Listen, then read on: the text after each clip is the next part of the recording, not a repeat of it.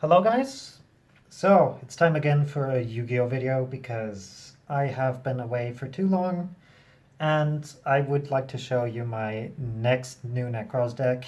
I played this at the WCQ, at the German Nationals. I did not do very well because I unfortunately got time played a lot due to people reading a lot of cards and the deck being bad at closing out games and people just not scooping when they should be scooping.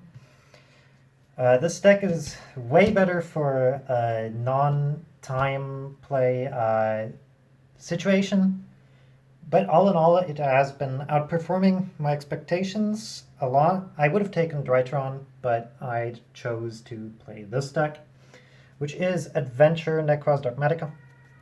So, let's get into the deck profile.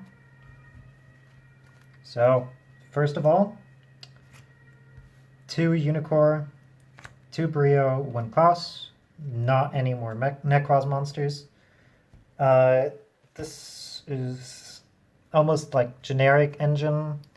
It is not worth to play more. I was siding a Trish in the main event.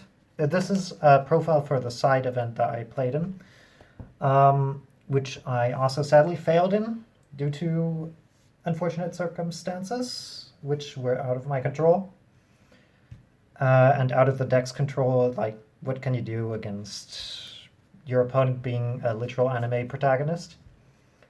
So the Nekroz ratio is standard for now. At least for me, it's standard. Then for the Dogmatikas, we're playing these two.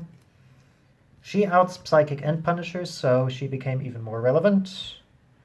And it's just him, and we actually are using a way to get him into the grave in this deck, apart from using the branded engine, which we are not using, and that is Illusion of Chaos and Magician's Souls. Magician's Souls can mill White Knight of Dogmatika, and I decided to play this engine simply because I was playing the Adventure engine, and you have a lot of stuff you can send, and you want like cards that you can make generate advantage off, and this is a good option.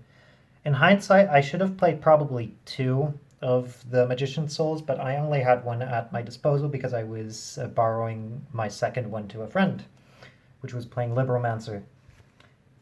But all in all, this engine really performed. It generated so much advantage, and it got me into winning positions.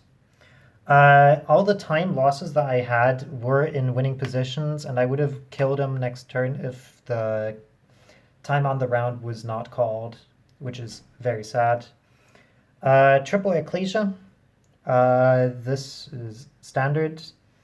You try to avoid to normal summon her in this deck, so you always special summon her. We will get to that. 1 Maximus. And 1 Fleur. No, I did not play this OCG copy in the main event. Because of course that would have been illegal, but I picked this up before the event, and I think it was very nice to get for the deck profile. And also, I love to collect these cards. Dogmatika engine performed as expected.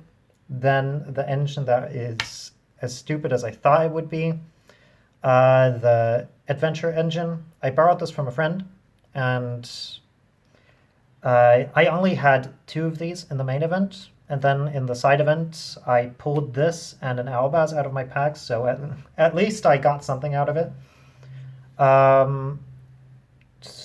Absolutely bonkers. It's very important that she's a spellcaster, because that you can normal summon. So if you draw her and Ecclesia, you can still special summon Ecclesia by normal summoning her and then linking her away into something that I will show soon. Then, of course, we play a Griffin Rider. And those are the monsters for the Adventure engine.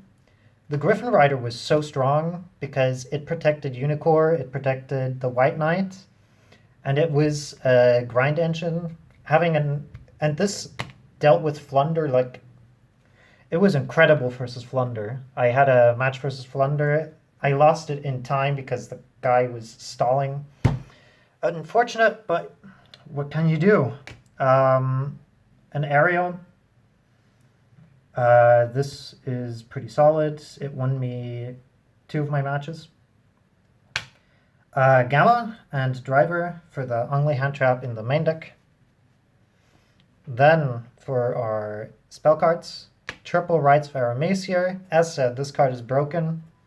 It gets you to this, and this card is permanent pluses and generating momentum and everything. And this card absolutely outperformed because it outed Mystic Mine. And Mystic Mine was everywhere on the event. I got Mystic Mine 4 times. And every time this card came in and said no. I even played against Mine Burn, and this just devastated them, including another card in the side deck, which I was happy to play, and I will showcase it soon. 2 Nadir. I saw it pretty often, actually. Not as often as I wished, of course. I would have always loved to see it even more. Triple Prep, because we need it. Triple Prosperity, because it is consistency on a €100 budget per card. And it's absolutely broken with a deck that is like this. You really want to see your power cards. Ritual Spells, Dogmatic Calamity, Kaleido, and Dogmatic Macabre. I cut Cycle for this because I was not playing Diviner. The reason you do not play Diviner is obvious. You can't really normal summon her and activate her effect. But the Adventure Engine just like copes for it because the Adventure Engine you see more often. It does essentially the same thing as Diviner, but you see it more often because there are more starters. Diviner only has Diviner as a starter. For going second cards, Triple Droplet, and Called By because I was expecting every main deck to have Droll and Lockbird, so I was of course forced to play this. This did not come up at all. I never drew it, but this came up a lot. I drew it a lot, and it helped me beat boards, and it was better than Dark Ruler because you can activate it on your opponent's turn, and it was going a lot, going first a lot. So I had like an interruption instead of a dead card. And then Punishment as our last card of the main deck. Okay, good. So that rounds up the main deck. Extra deck. 2 Titanic Clad. I only played 1 and then I played triple Intus in the main event. I think this is more correct because I noticed that you really want to generate your Dogma cards. Dual Apkalone. This ratio won't change. It's just too good. Triple Arclight, 1 Omega, standard. Without Omega and Triple Herald, you're not having enough Heralds. Then, for the cards we actually summon, Almirage, if we want to link away Ariel specifically, which you have to do, by the way. If you see her in hand, you either have to discard her, or you have to link her away. By the way, Ariel triggers if you discard her via Fateful Adventure, so keep that in mind. That's a cool combo. Nightmare Unicorn. This should have been access code. Artemis, you link away Temple. Celine, she came up a lot, but she also got negated a lot. So she would have recycled a lot of advantage, but every time they had Imperm or Crow or whatever. And then Lina for our final card. You needed a link 2 to climb into this.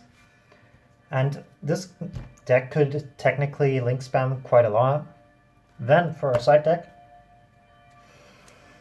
for the side event, I put in double summon limit. And I took out one of the dimensional barriers. The reason why is D-Barrier is solid. If you can kill them next turn, this deck cannot kill them next turn. So instead, we Floodgate them. Then this actually got me killed versus Sword Soul because I drew too many of these. That was the only legitimate loss that I had in the event. All other losses were due to time into burn shenanigans. Absolutely disgusting behavior, but what can you do? Cannot change Konami time rules. Triple Evenly. Solid. dual twin, 1 HFD. Solid. Imperm. I thought this would be a good side deck option because if I want to play hand traps, I want to play hand traps that do stuff on my turn, and Imperm is the only one that came to mind. Maybe Ghost Mourner would have been a good idea to burn a time. Maybe I'll play Ghost Mourner in the side deck so I can actually do something in time. And maybe I'll play a Cowboy. And then this card absolutely destroyed Mystic Mine. I loved normal summoning this into 5 sets, and he did not have a judgment. It was just GG. It just feels so good playing her, especially because we do not normal summon at all. Well, that was the deck. I hope you guys enjoyed. See ya.